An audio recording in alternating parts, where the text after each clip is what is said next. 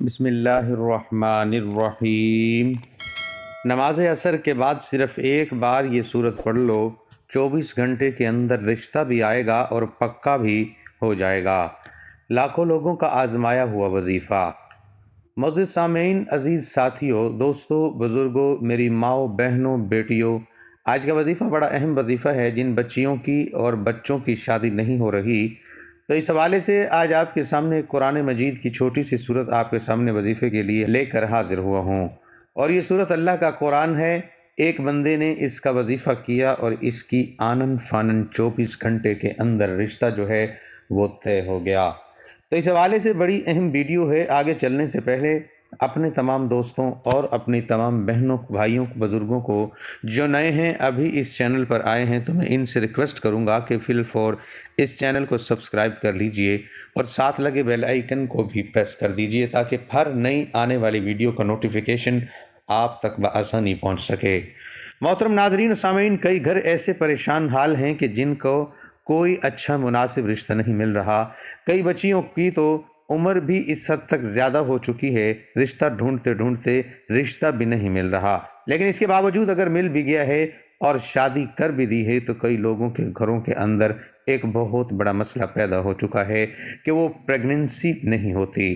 Age factor ہوتا ہے، age کا مسئلہ ہوتا ہے، تو اس کے اندر بھی بہت زیادہ مشکلات بن جاتی ہیں۔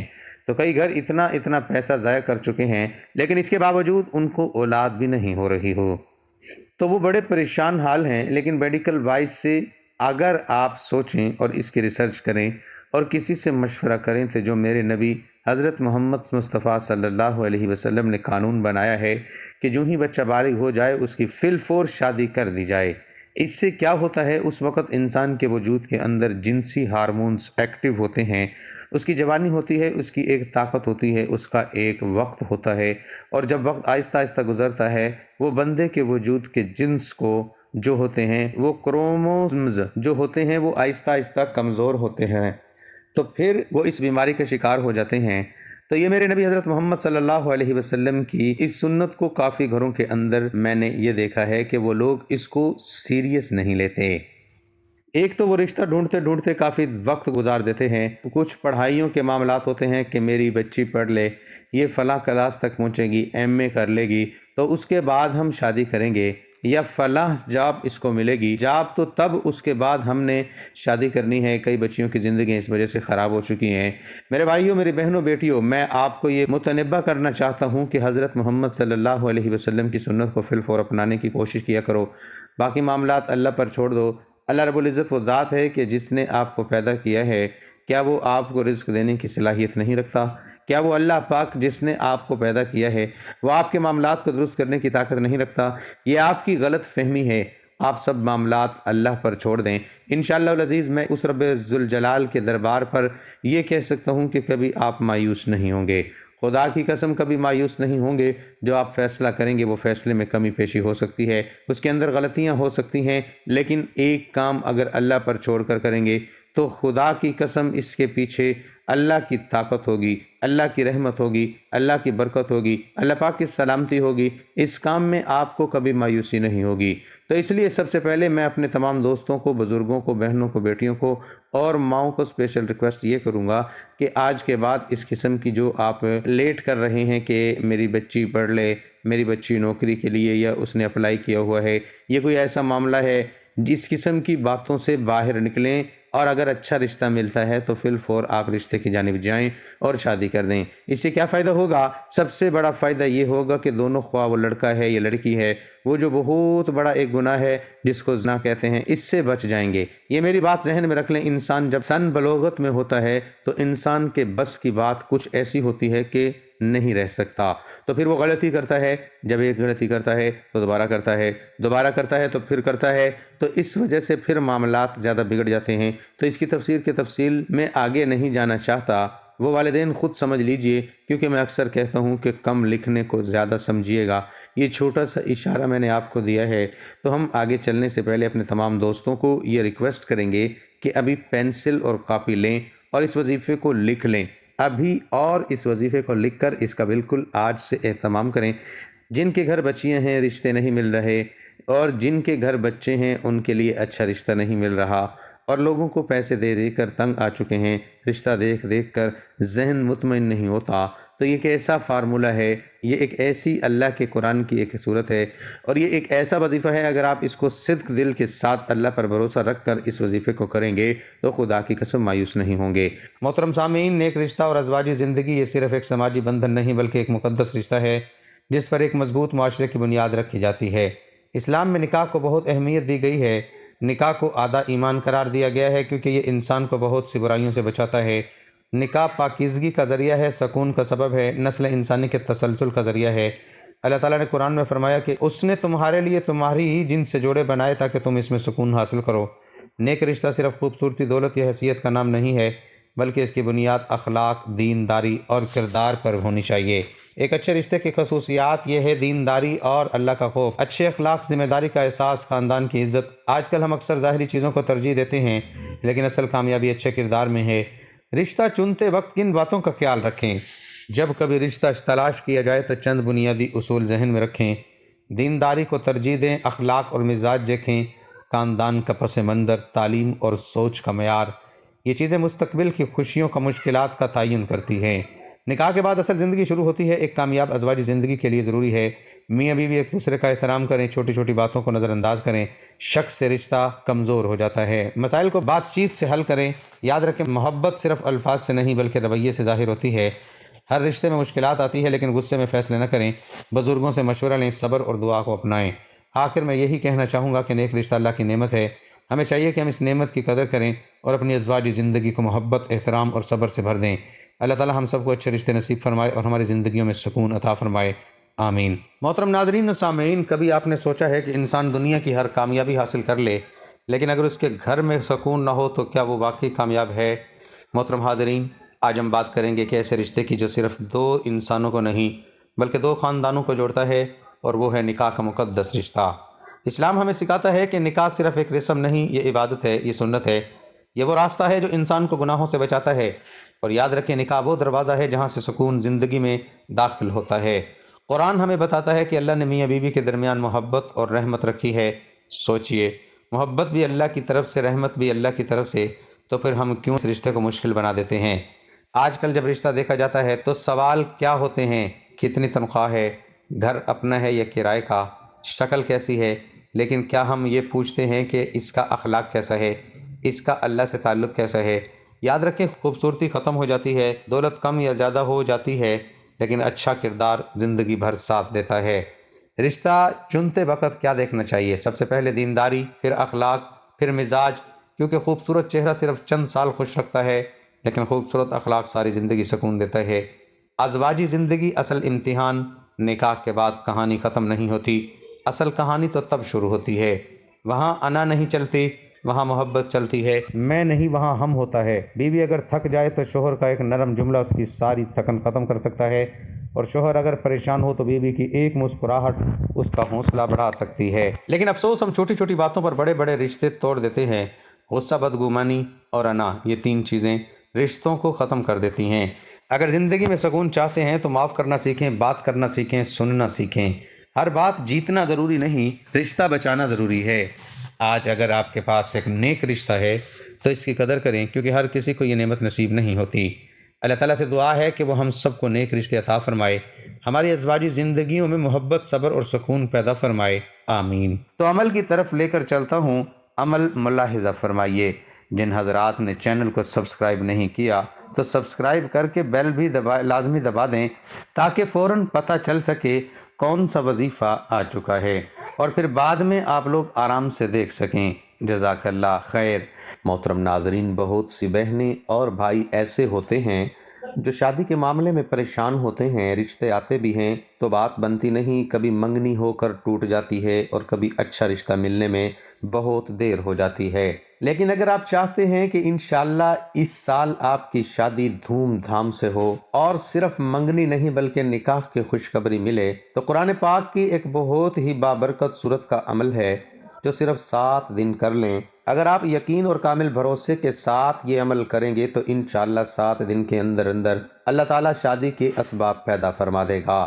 اور جلد خوشخبری نصیب ہو سکتی ہے۔ لیکن ناظرین یاد رکھیں، یہ سب تب ہوتا ہے جب انسان کا یقین مضبوط ہو، جب انسان اللہ تعالیٰ پر مکمل بھروسہ رکھے اور قرآن پاک سے اپنا تعلق مضبوط کرے۔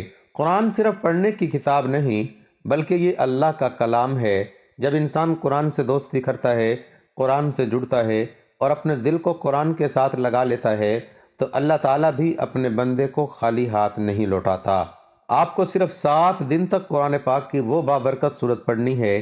انشاءاللہ انہی دنوں کے اندر اللہ تعالیٰ آپ کے لیے شادی کے دروازے کھول دے گا اور ایسے اسباب پیدا ہوں گے کہ رشتے خود آنے لگیں گے۔ لیکن ایک بات ہمیشہ یاد رکھیں کہ جو وظیفہ یہ عمل کرے مکمل یقین کے ساتھ کرے، کیونکہ اکثر بہنیں یہ شکایت کرتی ہیں کہ ہم نے بہت وظیفے کیے مگر فائدہ نہیں ہوا۔ دراصل بعض اوقات اللہ تعالیٰ دیر اس لیے فرماتے ہیں کہ وہ اپنے بندے کو اپنے قریب دیکھنا چاہتے ہیں۔ اگر اللہ تعالیٰ فوراً وہ چیز دے دے تو انسان اکثر اپنی مصروف زندگی میں واپس چلا جاتا ہے اور پھر اللہ کو اتنا یاد نہیں کرتا۔ تو اس لیے کبھی کبھی اللہ تعالیٰ اپنے بندے کو آزمائش میں رکھ کر اسے بار بار اپنے در پر بلاتا ہے تاکہ بندہ دعا کرتا رہے، مانگتا رہے اور اللہ کے قریب ہوتا جائے۔ اس وجہ سے کبھی بھی مایوس نہیں ہونا چاہیے، بلکہ یہ سمجھنا چاہیے کہ اللہ تعالیٰ آپ سے محبت فرماتے ہیں اور چاہتے ہیں کہ میرا بندہ مجھ سے مانگے اور مجھ پر یقین رکھے۔ کچھ لوگ ایسے ہوتے ہیں جو اللہ کے قریب ہو کر ان کا ایمان اور یقین اور بھی مضبوط ہو جاتا ہے، لیکن بعض اوقات انسان مایوس ہو کر لوگوں کے دروازے کھٹکھٹانا شروع کر دیتا ہے۔ آپ نے ایسا بالکل نہیں کرنا، بلکہ مایوس نہیں ہونا، ہمت نہیں ہارنی اور عمل کو جو ہے آپ نے جاری رکھنا ہے۔ اگر کبھی لگے کہ اثر نہیں ہو رہا تو بھی رکنا نہیں، بلکہ پہلے سے زیادہ یقین کے ساتھ پڑھتے رہیں۔ جب تک آپ رکتے نہیں اور اللہ سے مانگتے رہتے ہیں تو انشاءاللہ ایک دن ضرور وہ وقت آتا ہے جب اللہ تعالیٰ بندے کو نواز دیتا ہے، اس بندے کی تقدیر کھول دیتا ہے اور ایسی جگہ پر شادی کے اسباب بنا دیتا ہے کہ لوگ بھی حیران رہ جاتے ہیں اور دنیا دیکھتی رہ جاتی ہے۔ محترم ناظرین، بہت سی بہنیں اور بیٹیاں شادی کے انتظار میں ہیں، رشتے آتے ہیں مگر بات نہیں بنتی۔ کیا آپ چاہتے ہیں کہ اللہ پاک جلد آپ کے نکاح کے دروازے کھول دے؟ آج کی ویڈیو میں ہم آپ کو بتائیں گے قرآن کی ایک ایسی سورت کے ایک ایسا عمل جو انشاءاللہ آپ کے لیے آسانی پیدا کر دے گا۔ محترم ناظرین، قرآن اللہ کا کلام ہے اور جب بندہ سچے دل سے مانگتا ہے تو اللہ ضرور راستے بناتا ہے۔ اللہ دعا کو پسند کرتے ہیں اور جب بندہ بار بار مانگتا ہے تو اللہ اس کی سنتے ہیں۔ نبی کریم صلی اللہ علیہ وسلم نے فرمایا دعا عبادت کا مغز ہے۔ محترم ناظرین، اگر شادی میں رکاوٹ ہے تو ان چیزوں پر غور کریں۔ نماز کی پابندی کریں، گناہوں سے بچیں، والدین کی خدمت کریں، صدقہ دیں۔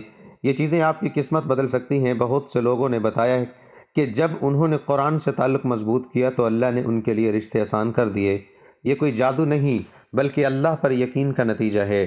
اگر آپ چاہتے ہیں کہ اللہ آپ کی شادی جلد کرے تو آج سے ہی قرآن سے جڑ جائیں، دعا کو اپنی زندگی کا حصہ بنائیں اور یاد رکھیں اللہ کبھی اپنے بندے کو مایوس نہیں کرتا۔ میرے عزیز بھائیوں اور بہنوں، نکاح ایک ایسا پاکیزہ رشتے، ایک ایسا بندھن ہے جو صرف دنیا ہی نہیں بلکہ آخرت کی کامیابی کا ذریعہ بھی ہے۔ نکاح کوئی عام رشتہ نہیں، یہ ایک عبادت ہے، یہ سنت ہے، ہمارے پیارے نبی حضرت محمد صلی اللہ علیہ وسلم کی سنت ہے۔ آپ صلی اللہ علیہ وسلم نے فرمایا نکاح میری سنت ہے اور جو میری سنت سے منہ موڑے وہ مجھ سے نہیں۔ سوچیں جس عمل کو نبی صلی اللہ علیہ وسلم اپنی سنت قرار دے رہے ہیں وہ کتنا عظیم عمل ہوگا۔ اللہ تعالیٰ قرآن میں فرماتے ہیں اور اس کی نشانیوں میں سے ہے کہ اس نے تمہارے لیے تم ہی میں سے جوڑے بنائے تاکہ تم ان کے پاس سکون حاصل کرو۔ یہ آیت ہمیں بتاتی ہے کہ نکاح صرف خواہش نہیں بلکہ سکون ہے، رحمت ہے اور محبت کا ذریعہ ہے۔ نکاح دو جسموں کا نہیں، دو روحوں کا ملاپ ہے۔ یہ وہ رشتہ ہے جہاں غم بانٹے جاتے ہیں، خوشیاں بڑھائی جاتی ہیں۔ یہ وہ بندھن ہے جہاں صبر بھی ہے، قربانی بھی ہے اور اللہ کی رضا بھی۔ نبی کریم صلی اللہ علیہ وسلم نے فرمایا جب بندہ نکاح کرتا ہے تو اس نے اپنا آدھا ایمان مکمل کر لیا۔ سبحان اللہ، آدھا ایمان مکمل ہو جاتا ہے تو پھر سوچیں جو شخص نکاح کو مشکل بناتا ہے وہ کتنی بڑی آسانی کو خود سے دور کر رہا ہے۔ آج ہم نے نکاح کو مشکل بنا دیا، جہیز، رسم و رواج، فضول خرچیاں ہم بھول گئے کہ اسلام سادگی سکھاتا ہے۔ یاد رکھیں سب سے بابرکت نکاح وہ ہے جو سب سے آسان ہو۔ میرے عزیزو، اگر آپ شادی چاہتے ہیں تو پہلے اپنے آپ کو اللہ کے قریب کریں، نماز کو مضبوط کریں، دل کو صاف کریں اور نیت کو خالص کریں۔ پھر دیکھیں اللہ کیسے راستے کھولتا ہے۔ اللہ تعالیٰ ہمیں پاکیزہ رشتے عطا فرمائے، ہماری زندگیوں میں سکون اور محبت پیدا فرمائے، اور ہمیں سنت کے مطابق نکاح کرنے کی توفیق عطا فرمائے، آمین یا رب العالمین۔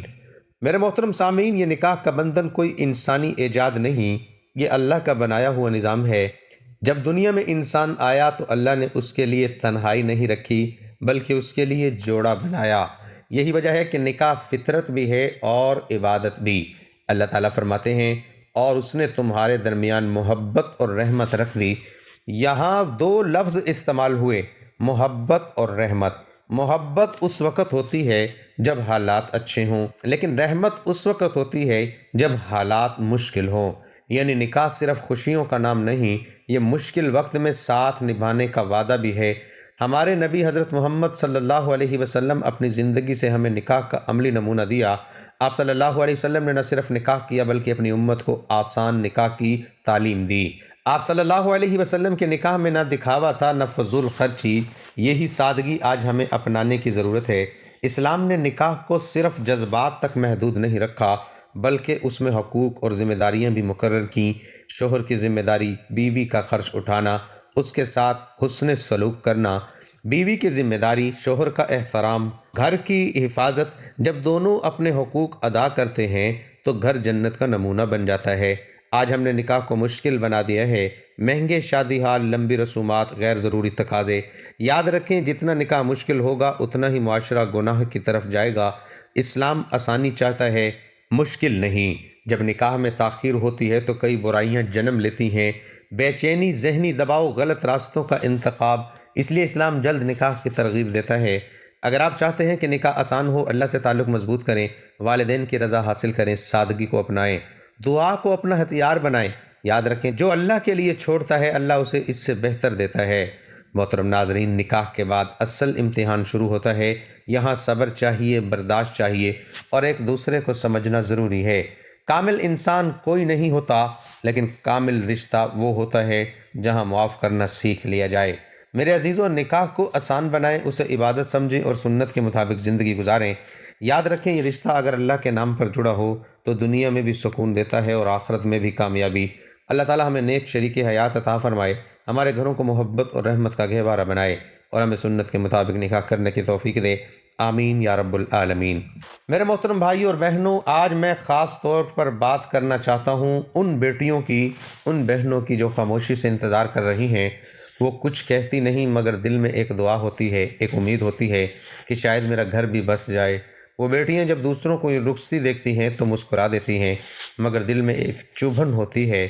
وہ بہنیں جب تنہائی میں ہاتھ اٹھاتی ہیں تو کہتی ہیں، یا اللہ میری بھی سن لے۔ یہ وہ آنسو ہیں جو کسی کو دکھائی نہیں دیتے مگر اللہ انہیں دیکھ رہا ہوتا ہے۔ یاد رکھیں، اللہ کبھی کسی کو بھولتا نہیں، وہ دلوں کے حال جانتا ہے۔ قرآن ہمیں سکھاتا ہے کہ اللہ کا ہر فیصلہ وقت پر ہوتا ہے، تاخیر انکار نہیں ہوتی بلکہ بہترین وقت کا انتظار ہوتا ہے۔ میرے عزیزو، صبر آسان نہیں ہوتا لیکن صبر کا صلہ بہت بڑا ہوتا ہے۔ اللہ صبر کرنے والوں کے ساتھ ہے۔ جو بیٹیاں صبر کے ساتھ اپنی عزت اور حیا کو بچا کے رکھتی ہیں وہ اللہ کے نزدیک بہت قیمتی ہیں۔ آج کے دور میں جہاں راستے آسان لگتے ہیں وہاں اپنے آپ کو بچا کر رکھنا یہی اصل کامیابی ہے۔ اسلام ہمیں سکھاتا ہے کہ عزت سب سے بڑی دولت ہے۔ میری بہنوں، دعا کو کبھی نہ چھوڑنا۔ رات کے آخری پہر میں اللہ کے سامنے اپنے دل کی بات رکھو اور یقین رکھو کہ اللہ تمہارے لیے بہترین فیصلہ کرے گا۔ اور میرے بھائیوں، اپنی بیٹیوں کے لیے نکاح کو آسان بناؤ، رسم و رواج کو کم کرو اور دین کو ترجیح دو۔ یاد رکھو، بیٹی اللہ کی امانت ہوتی ہے۔ میرے عزیزو، ہر بیٹی کی قسمت میں خوشی لکھی گئی ہے، ہر آنکھ کے آنسو کا حساب ہے۔ وہ دن ضرور آئے گا جب تمہاری دعا قبول ہوگی اور تم بھی خوشی سے کہو گی، یہ اللہ کا بہترین فیصلہ تھا۔ اللہ تعالیٰ تمام بیٹیوں اور بہنوں کو نیک اور صالح شریک حیات عطا فرمائے، ان کے دلوں کو سکون دے اور ان کی زندگیوں کو خوشیوں سے بھر دے، آمین یا رب العالمین۔ تو ناظرین، عمل بتانے سے پہلے میں دل سے اللہ تعالیٰ کے حضور ایک دعا کرنا چاہتا ہوں کہ یا اللہ، جو بھی مائیں اپنی بہن بیٹیوں کے لیے پریشان بیٹھی ہیں، جن کی بیٹیاں بڑی ہو گئی ہیں مگر ابھی تک ان کی شادی نہیں ہو سکی، جن کے دلوں میں فکر اور آنکھوں میں دعائیں ہیں، اے اللہ تو اپنے فضل و کرم سے ان سب کی پریشانیاں دور فرما۔ یا اللہ، جن بیٹیوں کی عمریں گزرتی جا رہی ہیں اور اچھے رشتے نہیں مل رہے تو اپنے کرم سے ان کے لیے نیک صالح اور اچھے گھرانوں سے رشتوں کے دروازے کھول دے۔ اے اللہ ان کی شادی کے اسباب پیدا فرما دے، ان کے اچھے نصیب کر دے اور انہیں ایسے جیون ساتھی عطا فرما جو ان کے لیے سکون، محبت اور خوشیوں کا سبب بنے۔ یا اللہ ہر ماں کے دل کی دعا قبول فرما، ان کے گھروں میں خوشیوں کی بہاریں عطا فرما اور ان کی بیٹیوں کے نصیب روشن فرما دے۔ اے اللہ اپنے کرم سے ان کی زندگیاں خوشیوں، برکتوں اور آسانیوں سے بھر دے اور جلد انہیں نکاح کی خوشخبری نصیب فرما دے، آمین یا رب العالمین۔ اچھا وظیفہ شروع کرنے سے پہلے ایک چھوٹی سی درخواست کرنا چاہوں گا کہ اپنا دل بڑا رکھتے ہوئے ویڈیو کو لائک ضرور کر دیا کریں اور کمنٹ میں ہمیں ضرور بتایا کریں کہ آج کا عمل آپ لوگوں کو کتنا پسند آیا ہے۔ یقین جانیں اس سے مجھے بہت حوصلہ ملتا ہے اور میری حوصلہ افزائی ہوتی ہے۔ جزاک اللہ خیر۔ وظیفہ نوٹ فرمائیں، قرآن مجید کی سورۃ قصص، اس کے اندر یہ آیت ہے، آپ پڑھ بھی لیں، خود بھی پڑھیں اور ابھی لکھنا ہے تو لکھ بھی لیں۔ رب انی لما انزلت الی من خیر فقیر۔ دوبارہ میں پڑھتا ہوں، رب انی لما انزلت الی من خیر فقیر۔ اس کا ترجمہ یہ ہے کہ اے میرے رب، جو نعمت بھی تو مجھ پر اتارے میں اس کا محتاج ہوں۔ یہ قرآن کی آیت ہے، اس کا آپ اہتمام کریں اور اس کا اہتمام کرنے کا طریقہ بھی بتا دیتا ہوں۔ جب آپ نے یہ وظیفہ کرنا ہے، اول و آخر درود شریف پڑھنا ہے۔ ایک مرتبہ ثواب کی نیت سے میرے ساتھ بھی درود پاک پڑھیے۔ اللہم صلی علی محمد وعلی آل محمد کما صلیت علی ابراہیم وعلی آل ابراہیم انک حمید مجید۔ اللہم بارک علی محمد وعلی آل محمد کما بارکت علی ابراہیم وعلی آل ابراہیم انک حمید مجید۔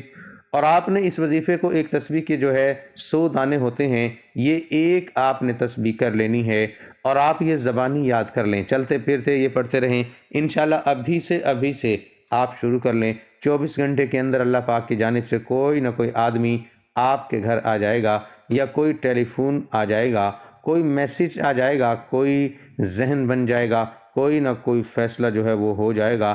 آپ اس کو ریگولر کرتے رہیں۔ بس یہ اللہ کے قرآن کی طاقت دیکھنا کہ اس کی طاقت کتنی ہے۔ قرآن کی ایک چھوٹی سی یہ آیت ہے، سورۃ قصص کے اندر موجود ہے اور میں نے آپ کو پڑھ کر سنا دی ہے۔ اس کا وظیفہ کرنا آپ کا کام ہے۔ اگر آپ نہ ہو تو مجھے کمنٹ سیکشن میں بتا دیجئے گا۔ اور ایک میں آخر میں بات بتانے جا رہا ہوں کہ یہ جو آج کا وظیفہ ہے، میں ہاتھ جوڑ کر کہتا ہوں کہ اپنے تمام فیملی ممبر کو، اپنے رشتہ داروں کو، اپنے دوستوں کو، جن کے گھروں میں یہ معاملات ہیں، ان کو یہ ضرور سینڈ کیجئے گا، تاکہ ہو سکتا ہے آپ کے میسیج ان کی طرف پہنچانے سے ایک تو آپ کی زندگی میں اس دنیا کے اندر اللہ پاک آپ کو اجر دے گا، اچھی ہو جائے گی، اور آپ کے بھی راستے ہموار ہو جائیں گے، آپ کی بھی مشکلات آسان ہو جائیں گی، اور آخرت کی زندگی کے اندر بھی اس آیت کی وجہ سے اللہ پاک شاید آپ کو بخش دے، اور یقیناً بخشیں گے۔ شاید کا لفظ غلط ہو چکا ہے، یقیناً اللہ کی ذات بخشے گی۔ تو اس کے اوپر مکمل یقین اور بھروسہ رکھ کر، اللہ کے سامنے دل پر ہاتھ رکھ کر اس آیت کا وظیفہ کریں۔ انشاءاللہ العزیز تمام مشکلات آپ کے راستے سے ہٹ جائیں گی۔ اللہ پاک ہم سب کا حامی و ناصر ہو۔ السلام علیکم ورحمۃ اللہ وبرکاتہ۔